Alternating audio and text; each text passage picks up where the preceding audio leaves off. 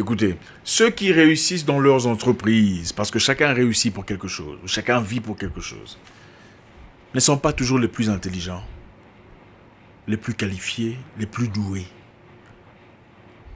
Ceux qui réussissent sont souvent ceux qui savent comment naviguer autour des humains.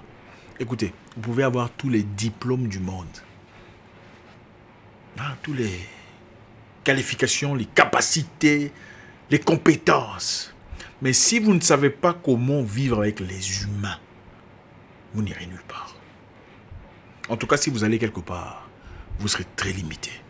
Dans la vie, il faut savoir comment être avec les gens. C'est la première des leçons, la chose la plus importante, la chose la plus capitale. Il faut savoir comment gérer les humains.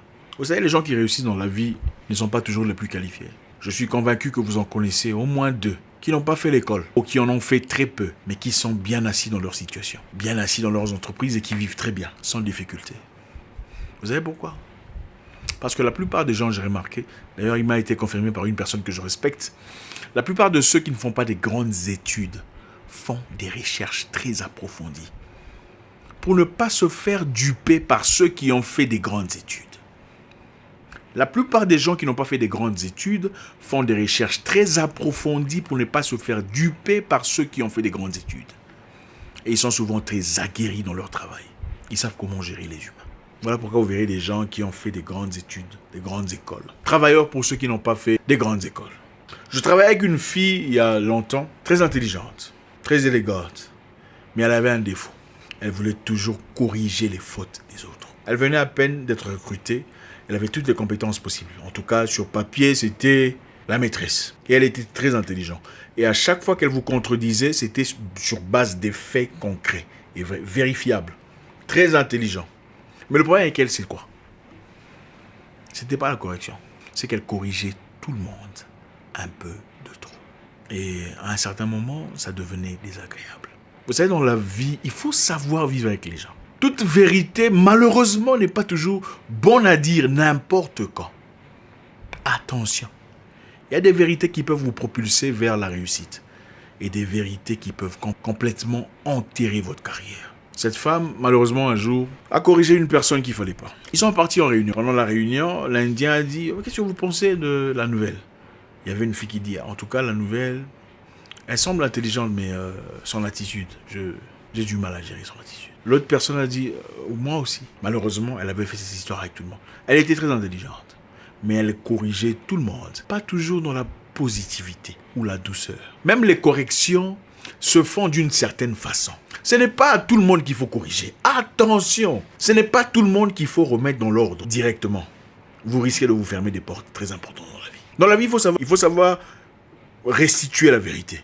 Mais il y a des moments où il faut se taire, même quand les gens sont en train de gaffer. Le problème que je trouve beaucoup chez les francophones africains, c'est l'amour démesuré des corrections. Surtout quand on connaît et que l'autre ne connaît pas. Vous n'êtes pas obligé de le faire. Si on doit regarder chaque chien qui aboie, on n'arrive pas à sa destination. Les gens aiment corriger. Non, ce n'est pas comme ça. Vous voyez, pour créer une entreprise, on ne fait pas ça comme ça. Il faut d'abord chercher. Vous voyez, moi, j'ai un MBA. Ça, c'est la francolatrie. Il y a des moments où il faut se taire. Vous entendez une personne raconter des bêtises dans un secteur que vous maîtrisez très bien. Vous restez calme, vous faites semblant. Vous l'écoutez. Si ça peut apporter atteinte à votre croissance, pourquoi vous réagissez ? L'intelligence, c'est savoir la vérité, savoir comment restituer la vérité. La sagesse, c'est savoir quand est-ce qu'il faut fermer sa bouche. Ce n'est pas tout le monde qu'on corrige. Des fois, vous corrigez quelqu'un, vous pensez le faire dans le bon, mais vous ne savez pas comment ils se sentent. Et ne me dites pas que vous vous en foutez de ce qu'ils ressentent, parce que ce qu'ils ressentent se reflètera en retour vers vous. Ne vous en faites pas. Ceux qui sont haut placés, bien placés dans la vie, ne sont pas toujours les mieux instruits ou les mieux qualifiés. Regardez attentivement, vous remarquez. Ceux qui sont le mieux placés sont souvent ceux qui plaisent, les gens qui les engagent. C'est ça la vérité. Quand vous plaisez, on vous considère. Quand vous êtes déplaisant, malgré votre intelligence, vous n'allez nulle part. Ah, moi j'accepte, vous n'allez nulle part. Écoutez, il y a des moments où vous regardez les gens en train de faire des bêtises, vous les corrigez. Et il y a des moments où vous regardez sans rien faire. Vous vous concentrez sur vous. Vous l'écoutez dire n'importe quoi sur un sujet que vous maîtrisez. Au lieu de dire non, on ne fait pas ça comme ça, vous vous taisez. Ah bon, ok. Oh, ah bon, c'est très intéressant. Vous le laissez parler. Tout le monde n'a pas la maîtrise émotionnelle que vous pensez pouvoir avoir. Vous êtes peut-être de ceux qui se disent, bon, la correction aide à évoluer, à progresser. Ouais, c'est très bien de réfléchir comme ça. Mais tout le monde n'a pas cette liberté mentale. Il y a des gens qui ont des blessures intérieures et vivent avec chaque jour. Beaucoup parmi nous d'ailleurs. Et à chaque fois qu'il y a des réprimandes, à chaque fois qu'il y a de la correction, une restitution d'une certaine vérité, ils se sentent blessés dans leur ego. Au lieu de se sentir aidés à finalement découvrir la vérité, ils se sentent plutôt blessés, indexés, percutés. Faites très attention.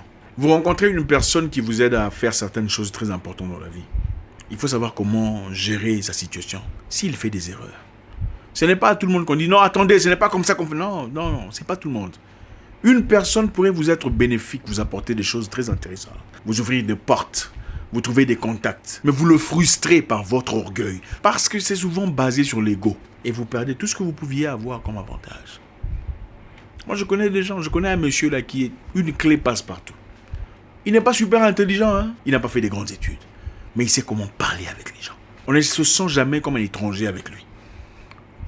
Peu importe ce que vous cherchez avec ce monsieur, il sait comment le trouver. Vous cherchez un stylo où c'est écrit Winchester, il vous le trouvera.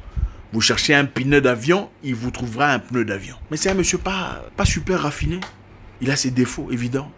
Mais c'est une personne productive. Quelqu'un à qui j'avais présenté pour qu'il puisse l'aider à faire certaines situations. Malheureusement, voulait apporter son intellect, sa super intelligence acquise à Bordeaux vis-à-vis de cet homme. Ah non, on ne fait pas ça comme ça. Non, il ne faut pas bousculer les histoires. Les dossiers se font comme ça. Finalement, qu'est-ce qui s'est passé? Même l'histoire pour laquelle il était parti a foiré. Parce qu'il pensait que le monsieur n'était pas assez raffiné selon ses désirs. Il faut gérer les gens tels qu'ils sont, pas tels que vous souhaiterez qu'ils soient. La première chose que j'ai compris par expérience, mettez les gens à l'aise. Gardez le respect, la distance, mais mettez les gens à l'aise. Quand les gens vous craignent un peu de trop, ils commencent à chercher à trouver votre mystère. Et à partir du moment où ils trouvent des failles, on ne corrige pas n'importe quoi. Des fois, vous laissez passer. Il y a des moments où il faut recadrer les gens, quand ils font des bêtises. Il y a des moments où il faut laisser passer, pour éviter de déclencher le révolte intérieur. Quand les gens commencent à se révolter contre vous intérieurement, une guerre a commencé.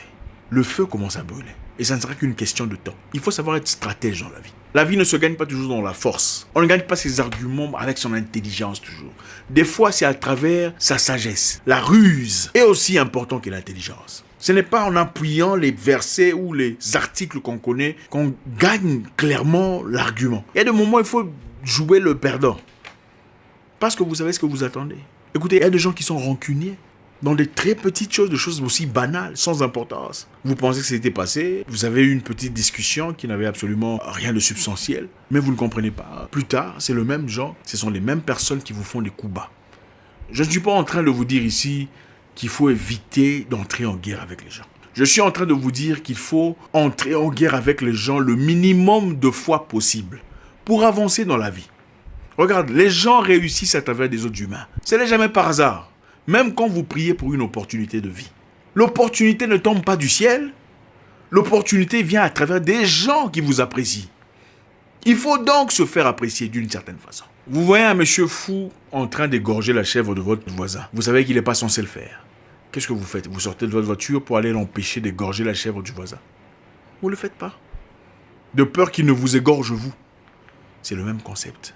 Et des fois, il faut regarder à distance et appeler la police. Je crois qu'il y a un truc qui se passe ici. Sans vraiment être impliqué. Écoutez, c'est de l'intelligence. Naviguez autour des gens, sans vous placer ouvertement dans la ligne des mires, des tireurs.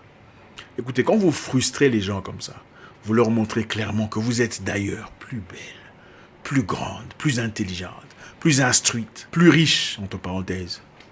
Vous pensez qu'ils vont faire quoi? Ils vont vous aduler, vous célébrer? Absolument pas.